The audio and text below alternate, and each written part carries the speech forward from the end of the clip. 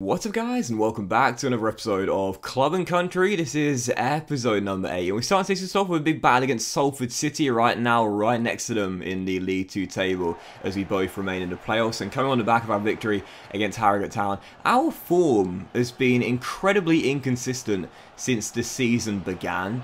But it's been the same way for the vast majority of teams in League 2 this season. I mentioned before, the table is so congested, so right now we're just past the halfway point of this season, and there's still anyone's guess as to who is going to be in the playoffs and who's going to be in automatic promotion place come the end of the season. Like, at this point here, we could finish in the top 3, we could be champions, we could finish in a playoff place, or we could finish mid-table. At the moment, it's anyone's guess. Anyway, Salford City taking them on here. Rodney Parade again on the back of the victory against Harrogate Town. Heading into this game, we had the first chance of the game, Charlie Catton firing wide before Salford would give themselves the lead, and then right before the break here, still down by a goal, trying to pass out from the back. And I've got to be honest here, trying to play pass out from the back football in League 2 is just a recipe for disaster, you know? Like, when you're trying to have like a libero as part of your back line, you know?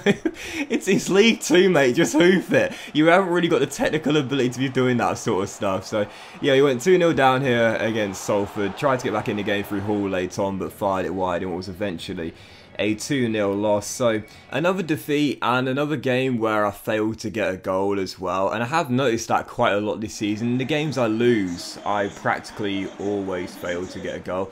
It's really frustrating because, again, like, I have changed the half length up to 6 minutes. Sometimes I will play 4, or sometimes I will play 5, but mostly I am now playing 6 minutes. But the problem for me remains the same. Like, I'm just really struggling with finishing in this year's FIFA. I have gotten better. There's no doubt about that. We're one of the lowest scoring teams in League 2 right now. I get an abundance of chances game by game, but I really do lack the composure at times to put the ball in the back of net, especially when running forward one-on-one. Thankfully though, in our following game away against Scunthorpe, we would do for this moment here, Bowen going through and getting his third goal in 3 games to make it 1-0 and give us the advantage in front of the travelling fans. And then 5 minutes before the break, still currently up by a goal. Big header by Bowen. Davis takes it round his man, goes through and finds the back of the net as well. So it's like, I can do it, you know, I can score. It's just that I think, do you know what it is? I think it's when I'm searching for the first goal, I panic a lot more when going through one-on-one with a really good chance. But when I've already got myself one, then I feel a lot less pressure, you know? It's like once you got the first, I feel like I'm much better in front of goal. But until then, I'm really struggling to keep my composure. 2-0 the final score there away against Scunthorpe. So again, proof's in the pudding. Like, I can score the goals.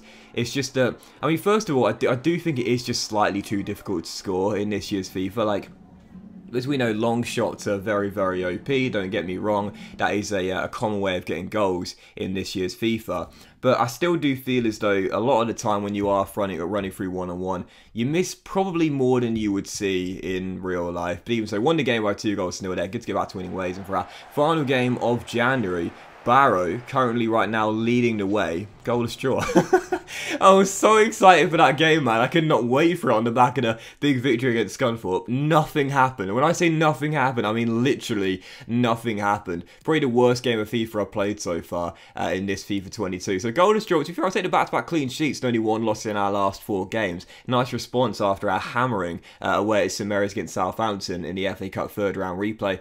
And as transfer deadline day came round, we had just under £100,000, so very little money whatsoever.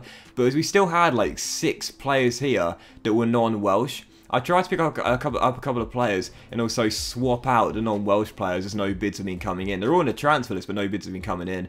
And we did one here for Pablo Martinez. Cameron Norman goes to Bristol Rovers and Martinez comes in. So in terms of valuation, it seems like a bad deal. But if I can't sell the guy, I might as well just swap him and then bring in a Welsh player that I actually can use, because we can't use Norman. We can't use any of the non-Welsh players here, whereas we can use Pablo Martinez. So yeah, I swapped him out there. Pablo Martinez comes in. Straight swap deal. He's 21 years old, 57 overall. Can't see this guy having much potential whatsoever. Maybe like 70 at the most, but even so, he'll add some squad depth. And I tried to pick up another couple of players as well. Williams of Swansea and Christy Davis of Barnsley as well. Unfortunately, neither of those clubs were interested in any of our non-Welsh players. But as for Jordan Davis, 23 years old, currently at Wrexham, one of the other Welsh clubs in the game. We offered them Courtney Senior, another non-Welsh player. We had to pay an extra 80,000 as well to bring this guy in. But to be fair, this guy looks pretty decent. He's 23 years old, so he actually becomes, funnily enough, one of the oldest players we've got in our team here. But to be fair, for a swap deal, and it's 63 overall, he actually looks pretty decent, to be fair. For this, sorry, 62 overall, he actually looks pretty decent, to be fair. At this standard of football in League 2, physically he's pretty decent. 78 stamina, really like that. His technicals aren't terrible. 3-star, high, medium work rates. And again, yes, he's 23 years old, so I can't imagine this guy's got much potential. In terms of first team quality, he'll go right into our first 11. So actually quite happy with that signing there, as we bring 2 players in on transfer deadline day. So that would do it then. In the end, we spent £80,000 and of course brought in those 2 players and swapped out 2 non-Welsh players as well. And reasonably happy with that. I didn't think we'd be able to do anything on deadline day whatsoever with basically no money. But in the end, to pick up 2 more Welsh players for our squad to give us more depth. And also a player that can go into our first team in Davis. And also get rid of 2 more non-Welsh players. That's about as good as we possibly could have done it, really. So I'll certainly take that. As for our academy report, I'm still waiting for Tony to turn 16. How is this guy still 15 years old, man? Someone give him a birthday quick. But I'm still waiting for him to turn 16 because his potential range appears to be set now at 77 to 83. Don't want to jinx it, but he'll become the highest potential player in his team once he comes out of the academy.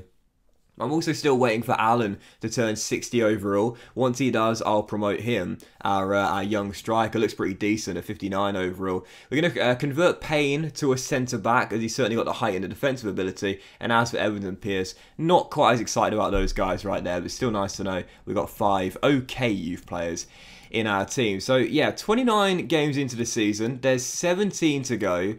It remains an incredibly congested league table, and I think it will remain this way until the end of the season. But for now, we're still just about in a playoff place. Yeah, fixtures coming in February here. We've got 5 games to come, and there's 1 midweek game as well. And you look at our team now between now and the end of the season.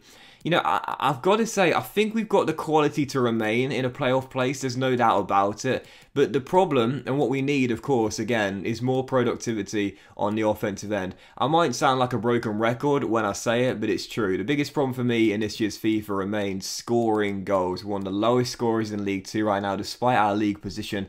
That's something I really need to improve on. So I think playing 6-minute half lengths in the majority of my games is something I'll continue to do because I need to. But I just need to be a bit more clinical in going forward. You look at our front 3, they're all over 60 overall. Isaac Davis, Colwell, like we've got pace in our front 3, and Pearson as well. He scores the first goal of the game here away against Forest Green Rovers. We've got pace. You know, I just need to utilise it and be a bit better in front of goal as well if we're to stay in the playoffs right now. So yeah, Forest Green Rovers was our following game here. I mentioned before, as I'm plant-based, I've got a bit of a soft spot for this team being a plant-based team. They're trying to build this new stadium. Oh, by the way, this is so funny. How on earth did this go in? 3 minutes to go, Lewis dinks one, hits the top of the crossbar, plays a 1-2 with the woodwork, and then Pearson turns in the rebound for his second goal of the game. I don't know what's going on. They were trying to build this like really awesome, aesthetically pleasing stadium, which is like really eco-friendly. It looked really cool from the renders I saw. If I can find a picture, I'll show you it on the screen right now. I don't know if it's still in the works, if it's still in the planning position, planning permission stage. I don't know, but it looked like a really cool design for the future. But anyway, we were leading by 2, and then just past the hour mark here, we would make it 3. So again, you know, I said it earlier, like it's doable. I can score goals. I just need to be more composed when going through. And as I mentioned earlier as well, it's like in the games where I've got 1, then I feel like I can score 2, 3, maybe 4. But in the games where I'm still searching for 1 goal and I'm like 60 minutes in, I just feel like I'll never put the ball in the back of the net. I just haven't got the quality. Forest Green Rovers will get themselves a consolation goal late on and make it 3-1. But at this point in the game, it's basically done. Now 4 minutes to go, still up by 2. Pugh storms down the left-hand side side. And again, we talked about it. We've got pace in this team, and this was a lovely goal as well. Probably some poor goalkeeping there, but hey, great little step over and a finish to match as well. I've got to utilise the pace we've got. We've got a really quick front three, or a quick enough front three, and a couple of decently quick players off the bench as well. Got to utilise that pace and try and run in behind the back line a little bit more often. Still 4 on the final score, so good to get a big victory there. One of the first times this season. Big win against Forest Green Rovers for our final game of today's episode. Aiming to keep a reasonably decent run of form going. Northampton Town, Cobblers, no really, away at Sixfields. Went there quite a few times as a kid. Taking them on away, as you can see. 7 minutes after the restart in a really poor game. Connolly drills in, makes it 1-0. And that was how the game would finish. And again, just one of those games where I'm like, if I got 1, I probably could have got 2 or 3. But because I was like an hour in and down by a goal and still hadn't scored, I just knew I wouldn't get a goal in that game. So 1-0 loss there. We remain in the playoffs, but again, it's only by a point. There's 3 teams outside the playoffs, only 1 point behind us. 15 games to go, and it's still anyone's guess where we'll finish. But that was this episode of Club and Country, guys. Big thank you for watching. If you enjoyed, if you hadn't, please drop a like. Much love to you all. Have a fantastic day, and I'll see you for the next episode of Club and Country very soon.